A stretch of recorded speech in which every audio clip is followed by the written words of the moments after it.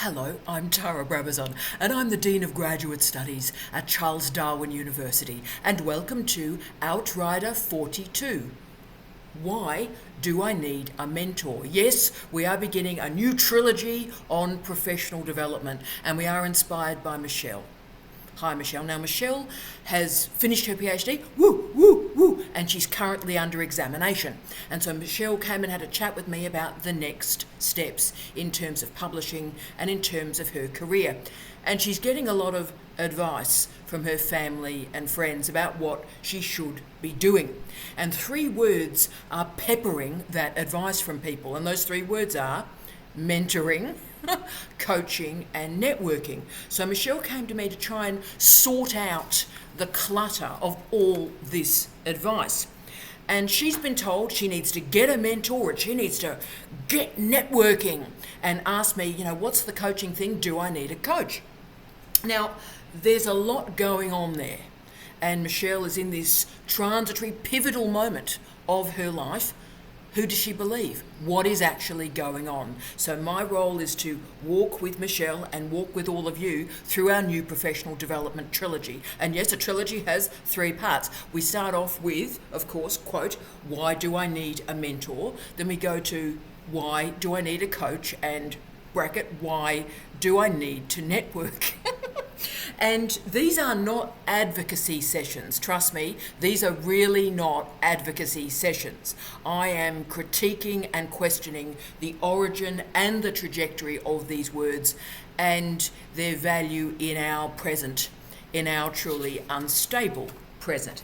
All these words have a serious and problematic legacy, but also a pretty serious and problematic trajectory as well. How these words are used and deployed against us in the contemporary workplace. So let's jump into the problems and the strengths of mentoring, networking, and coaching.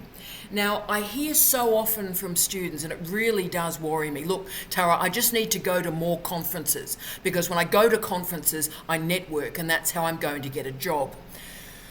Now, that may have been true 30 years ago. I found it not to be true. That may have been true 30 years ago, that's how you got a postdoc and so forth. But colleagues, you're spending all this money, you're going on these flights, you're doing this presentation, and in the audience are 6 people. 6 people that you will rarely see again. So we need to be honest and robust in terms of the cost to go to something and the impact of it. Be real, be honest, don't use the cliches. The line at the moment is, look, if I can just get myself a good mentor, they'll sort me out and I'll be able to get a great job. Whereas actually, networking and mentoring are based on an incorrect premise, and that is the past experience of an academic has value and use to the present academics. That's something that happened in the past of our universities has relevance in the present. That's the premise of networking, that's the premise of mentoring. And of course, that is incorrect. What happened 20, 30, 40 years ago is very, very different from what's happening now in our universities. And also the problem with mentoring is there's this assumption that, what I, and I'll use I as in me in this gig today, what I thought, what I felt, what I experienced in higher education intrinsically has value for you. It may not, because experience is a deceptive mistress.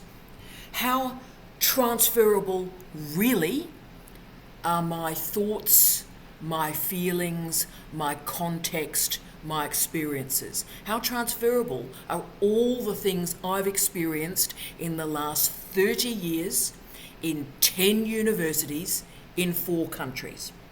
How relevant is my personal experience to you?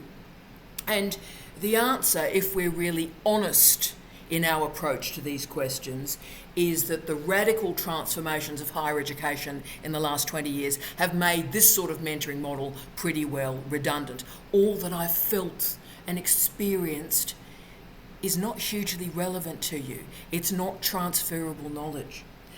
And let me explain why. We're now in a completely radical environment, and I have to remind students of this all the time. We now have the casualisation of international higher education. Postdocs have become permadocs. We now have a huge unpaid or underpaid adjunct workforce, many of whom are supervising you. The reduction in the length of contracts for academic staff means that everything, all the assumptions, the hopes, the dreams, the expectations of being an academic, they're completely meaningless. That's not the current workforce. Now, Gortsky described mentoring as, quote, code language for assimilating, end of quote. Indeed, this is brilliant, by the way, mentoring is a form of socialisation. But this socialisation connotes that there are normative pathways through international higher education. Now, the sector is so diverse now, that the generalisability of any data set really has to be questioned. The consequences for all of this on mentoring, I think, are pretty clear. Is any individual's career generalisable to another human being? Is there a deep truth that I can share with you to enable success in your career? There may be some yes answers to that, but there's a lot of ambivalence there as well. And that, colleagues, is why I spend a lot of time researching universities, researching higher education, researching higher degrees. And that's what we present in these Outriders. Because you need the research on higher degrees, not a vibe, not an emotional state. You see, I don't matter at all. At all. I'm just a random, I'll disappear and you'll never see me again. I'm just a random. My experience is just experience. Doesn't matter. But my expertise, enabled by the research, that matters a lot. And the challenge we have to address if we're going to really engage with mentoring for now is that we must differentiate between experience and expertise. Just because I've experienced something doesn't mean it's relevant at all. It might be a bad experience, it might be a really stupid experience, or significantly, particularly in higher education, the experience could be so dreadful, so debilitating, that I can't even speak on it, that I can't reflect on it or put it into language to share with you. But expertise is very different, because expertise is knowledge and evidence driven. It's beyond the self, so it requires interpretation and analysis, and it requires me to work very hard. So this is my expertise. Now let me come up with dissemination strategies to make it hook and resonate with your expertise. That's the trick. What I feel is irrelevant. What I know is meaningful. Mentoring focuses on sharing rather than knowing. And in our oversharing times, that's probably the last thing we need. We need people reading more and talking less. Now, with these caveats in place, so they're the challenges. So hello, right, okay, let's clear the decks. Now let's talk about mentoring and when perhaps it can be useful for you. Now, mentoring is used by organisations and institutions. It allows workers in an organisation to fit into that organisation. So it's socialisation, but it's also succession planning. It's a strategy to build relationships, build allegiance. It's also a strategy to build dependence between workers and the organisation, between the employee and the institution. Soren Damascuro described mentoring as, quote, a developmental relationship. I think that's good. I think that's good. Both words there are important, developmental and relationship. Now, can I say coaching is also a developmental relationship, but it's different, as we'll talk about, because coaching is about measurable outcomes. It's very, very short term. It has clear goals created by the human that's being coached, and it ends, right? Whereas mentoring tends to go on and on and on, and mentoring fails a lot. And Damascuro listed the reasons why mentoring fails, and I thought this was great. Lack of interest from either party, very, very common. So many mentoring relationships sort of peter out. They start with great enthusiasm, and then people meet less frequently and they just sort of die, right? So lack of interest. Poor participation, so one person shows up, the other person doesn't. Again, very, very common, particularly in universities. 3, unrealistic expectations. So the mentee, the person that's being mentored, the mentee comes to the vibe going, this person will change my life. This person will change my life. They won't. And finally, the other reason that there's failure in the mentoring space is the failure to align mentoring with the goals of the organisation. Now, I really love that. That's incredibly honest, robust, and a bit pointy, because it's honest. The point of mentoring actually is not to enable your development, but to enable your capacity to fit in with the organisation. So if you're going into a mentoring situation, please know that you are being mentored in your personal and professional goals so that you fit in with the organisation. Now, as long as you go into the situation with your values intact, what's important to you, what matters to you, as long as you go into the situation knowing who you are, and then you're listening to the mentoring and you're creating hybrids and it's all working and that's great, that's how you win, right? But mentoring has 3 stages. It's a very, very simple methodology. Stage 1 is sort of setting the vibe or the direction of mentoring. It's building up the trust relationship between the mentor and the mentee. Stage 2 is the mentor supports the mentee, trying to move them from a dependent relationship to an independent relationship. And stage 3 is, of course, the ending of mentoring, which is always very difficult to determine. And the argument is, right, we are now ending mentoring because the mentee can progress on their own. Now, this process may help you. This may be exactly what you need, and that's great. Knock yourself out. And there is a clear case when a mentoring relationship is useful. But why I get so upset and saddened is one of the arguments you need a mentor is that someone will show care and compassion for you because they have to. Isn't it sad in our contemporary institutions, let alone our universities, that for somebody to care, for somebody to show you compassion, they have to be in a mentoring relationship? Now, that's devastating to me, but mentoring is a relationship between an experienced person and a less experienced person. Now, that experience has no relationship with age, so it's not like an older person and a younger person. It mostly is, but it doesn't have to be that way. But what happens in a mentoring relationship is that one of the two parties must have more knowledge and competency in a particular area. So mentoring can refer to career guidance, it can refer to role modelling. You hear a lot of role modelling in these mentoring relationships. Again, it's a phrase I have incredible problems with. But there are different types of mentoring, so let's talk through them. Now, Ken Blanchard and Claire Diaz-Ortiz have written quite a strong book, has some weaknesses, but some strong work and research around the different types of mentoring. Peer-to-peer, adult to adolescent, apprentice to master, which is of course the oldest rendering of mentoring, cross-generational mentoring, which is quite interesting, and then of course company-based mentoring, which dominates our current age. So at its best, mentoring involves an alignment between values, personalities, and communication styles. you can see why there's a lot of hit and miss in mentoring, yep?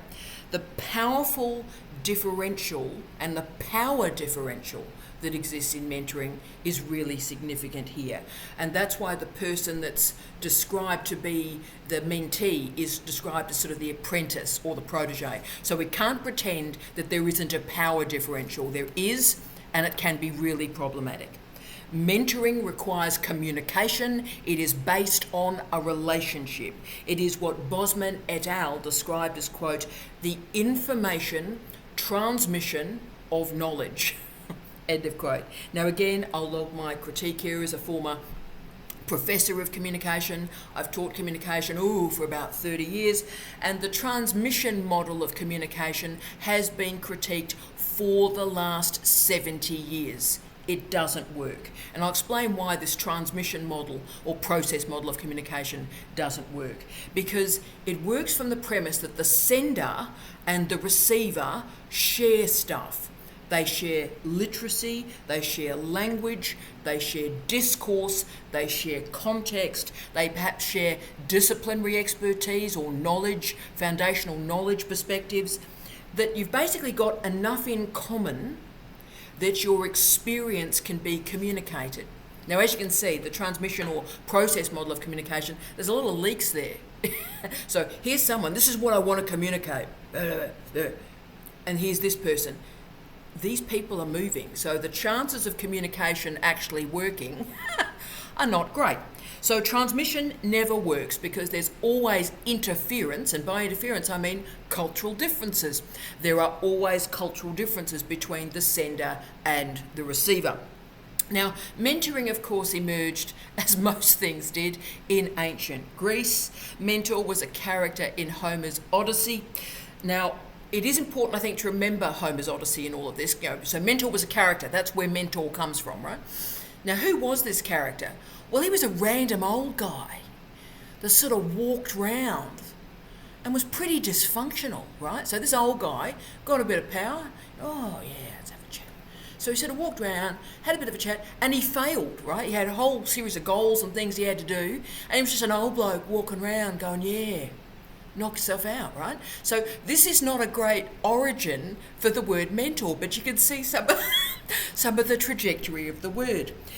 When did mentoring become a thing beyond ancient Greece? Well, it became a thing, something everyone, mentor, people nod earnestly in meetings. Right, that emerged, that sort of mentor is important. That emerged in the 1970s in the United States. Long time ago, very specific data set. And of course, mentoring emerged in 1970s American management theory. And this is where the historical context becomes really important. Now, we need to acknowledge this honestly. So let's think about the 1970s workforce in the United States. At this point, women and minorities, they were often referring to workers of colour, so women and minorities, which of course were the majority, but anyway, women and minorities were entering the workplace in incredible numbers at this time. And at that point, suddenly there were all sorts of problems that emerged. So mentoring occurred to supposedly manage these problems of all these cultural differences in the workplace. So this meant for everybody that was not a white man in the workplace, they could be mentored. So these white men who were in positions of power would mentor other people to become just like them. White men.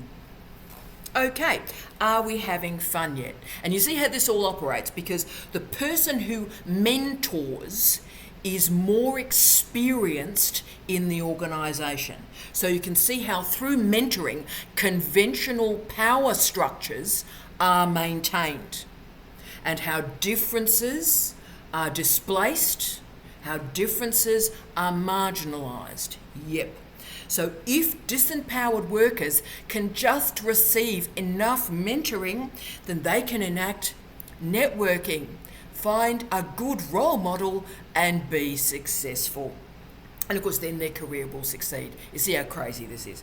So I hope you can see actually the consequences of this in international higher education. We are living this problem right now. So in a time where we have a precariat, casualised and adjunct workforce, we've got hyper short-termism in place. So mentors are now being used to mentor workers for a higher education system that no longer exists. Supposedly, these role models are going to enable development. Now remember, I'm not arguing that a new worker in international higher education should be let alone, right? You get the job, you park your car and you go, good luck with this, hope it's a great few years for you, rock and roll, peace out, brother. That's not what I'm talking about. I'm actually arguing for the exact opposite. I'm arguing for a proper induction or orientation protocol based on policies, procedures, timelines and accountabilities. I want governance here. I want overt care for new workers and honesty in engagements with them. Now, this also involves, for example, a series of online training programs, just in case and just in time programs. Big fan of that. So just in time, you need to learn new bit of software. You go in there, you do a couple of hours, you sort yourself out. Just in case training involves, right, well, how do you write a promotion document? Right? And that's great. You might not be doing it now, you might be doing it in 5 years, but just in case, this is what promotion looks like. Terrific. All of that is brilliant. Regular, I'll use the phrase performance development or performance management, all sorts of problems with those phrases and processes as well, but at least there are clear expectations and there are strategies to meet them. At least it's clear, right? I'm a big fan of transparency. Now, what are the options that are available to develop and to achieve without mentoring? So what if we just park mentoring? It's just a bit weird, knock yourself out, mentor, just keep wandering around going, how's it going? We'll just park mentor for a moment. Now, coaching is one option that we're going to talk about in this series. Now, coaching has a lot of issues as well, a lot of problems, but it is a different methodology from mentoring, and therefore it's interesting to think about those differences. So therefore, I think the word mentor is really a misnomer. It's an empty bucket which carries a hell of a lot of baggage, a hell of a lot of rubbish from 1970s management theory, which was not a high point of intellectual life. So therefore, what do we do now? Where do we go from here, right? Well, let's talk about it. Ask yourself, if you're saying, I want a mentor, that's great. Okay, you want a mentor. Drill down a little bit more. What do you want? What do you want to achieve? Do you need support? Do you need help, perhaps professional help? Great realization. Now, what I need you to do now is attach a series of tasks to that. So, what do you want to do? What do you want to achieve? Are there well-being, mental health concerns? Speak the words, write them down, and then seek out the experts to enable that support and those solutions. Right. Say you want someone to help you understand what the hell is going on in late capitalism. I understand that imperative. And look, say you're wanting to try and understand what is going on in our universities at the moment, right? These are all great questions. Now, a mentor can't sort that out because they're trying to make you fit into the organisation. But, you know, if you ask somebody, what is going on in this place, right? Then ask somebody, find a good, senior, ethical human being, make an appointment with them for 15 minutes and ask a question. Don't take a lot of time, but say, look, I've had this experience in this institution. What does it mean? What is going on? And good, ethical, decent people will tell you what's going on. So be clear about that. And I understand why you're wandering around just going, what is going on here, right? I've argued in a lot of my research for 20 years that our universities are in crisis. And look, tens of thousands of great scholars around the world are talking about our universities in crisis. My particular lens on that crisis is as follows. Our universities are in crisis and they have a crisis of purpose. So we work every day. What exactly are we doing here? And there's no actual answer to that. What are we doing in our universities? Silence, right? Now, there are some answers. We are servicing industry. We are masking unemployment. We are managing underemployment. And we're providing taxpayer-funded research and development. Now, all of those are things that are happening in our university sector. Some of them need to be happening in the university sector, but that wasn't the point of our universities. The point of our universities was that the best and brightest get together, create new knowledge, and educate the next generation to enable the development of knowledge further. That's the point. So as you can see, in our crisis of purpose in our universities, it has a lot of resonances with the crisis in US workplaces in the 1970s, when, of course, women and minorities, that is the majority of the population, women and minorities started to enter corporations and move up the corporate ladder. Now, a solution, therefore, is to mentor disillusioned and disenfranchised workers so that they believe in the university project, even though it doesn't have one. They believe in Oz. They believe in the wizard, even though we can all see the little short guy behind the curtain. It's hard arguing against mentoring. I do it in meetings and people look at me like I've just killed somebody. So it's hard to argue against mentoring. It's like arguing against motherhood. You just sort of can't do it. As Wendy Axelrod has shown, though, mentoring does have some gifts. It does have some positives, so let's make sure we list those. It supports career ambitions. Yes, it does. It boosts confidence. It boosts and widens your perspectives. It provides a safe conversational space, and it encourages some experimentation. All of that's great. Mentoring is a safe space that encourages growth. But the challenge is, you realise, as the differences in background and experience and expertise of people working in our universities continues to widen, then the gap between the mentor and the mentee continues to widen. And the capacity to communicate and to connect lessens. So ask yourself, really ask yourself, when you're saying, I need a mentor, what do you need? Do you need a mate to just offload stress, right? You are just out of your mind with what you're saying, right? Find a mate, go for it. Brilliant, knock yourself out. Do you want career advice? Again, incredibly important. Make an appointment with somebody you admire, have clear questions you'd like to ask them, and get concrete answers.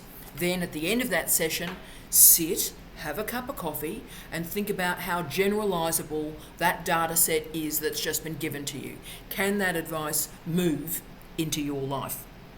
Now, I'll give you examples of career advice that occurred for me that had nothing to do with mentoring at all, but changed my life.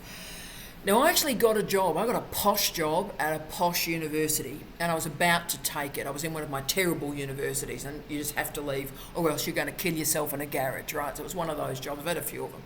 And so I got a job, posh university, thanks for playing. Now, I had a really good mate in the faculty that I was about to be the dean of. Really good mate, known him for 20 years, great writer, good friend, through tough times, through good times, good mate. And I sent him an email when I got the job offer. I said, dude, and remember, I was going to be his boss. And I said, dude, what do you reckon? Is this a good job opportunity? What should I do, mate? And he replied pretty well within 15 seconds and said, do not come here.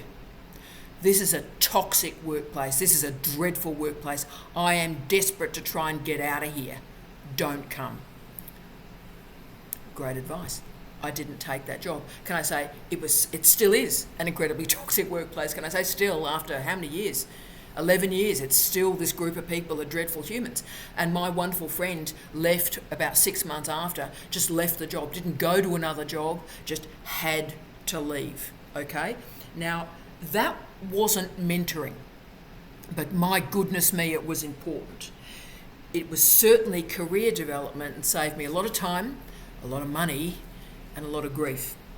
Always remember, and this is the key bit, always remember that any advice comes from one particular context, it has a bit of a dance and a bit of a move, and then it lands in your particular context. Always assess the generalizability of the information that you have just received. Ensure that it is knowledge-based and evidence-based. It's not a vibe. And make sure that any professional relationship that you have, so important, walk into it with great clarity about what you want to achieve in this professional relationship. What do you want to get out of it? How will it move? What does success look like for you now? So I want to finish off today with 2 horror stories of mentoring that happened to great mates of mine. One a very, very senior woman, and the other a remarkable and senior Indigenous man. And my female friend applied for promotion 7 times to professor, right? She had to apply for professor 7 times, got it on the 7th time. But on each of the previous 6 occasions where she received feedback about what she required, she enacted that. So on the 6th occasion when she'd been knocked back, when she had achieved 3 to 5 times beyond the benchmark of what was required for promotion, she went back to get feedback on the process. And I was with her. I was her support person, so that's how I know exactly what happened. And got desperate by this point. You know, we'd known each other a long time, so here we go. So the final advice that she got on her 6th promotion knockback was, quote, "You just lack gravitas."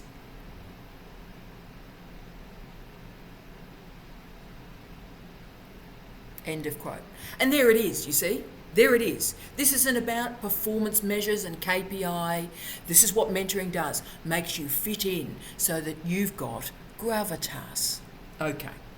Now, my great friend, who is a very senior, remarkable Indigenous academic, 2 doctorates, great teacher, great researcher, has been trying to sort of get beyond senior lecturer for the last 10 years. And every time he puts in an application, he's got a great CV, unbelievable career, brilliant man. And every time he applies, the feedback is some version of, you have a great CV, but you just don't fit into this institution.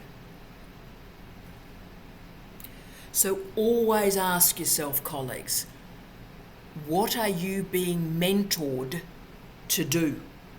And how much of yourself, your aspirations, your goals, yourself, are you going to have to sort of kick away and marginalised for the success that you want to achieve?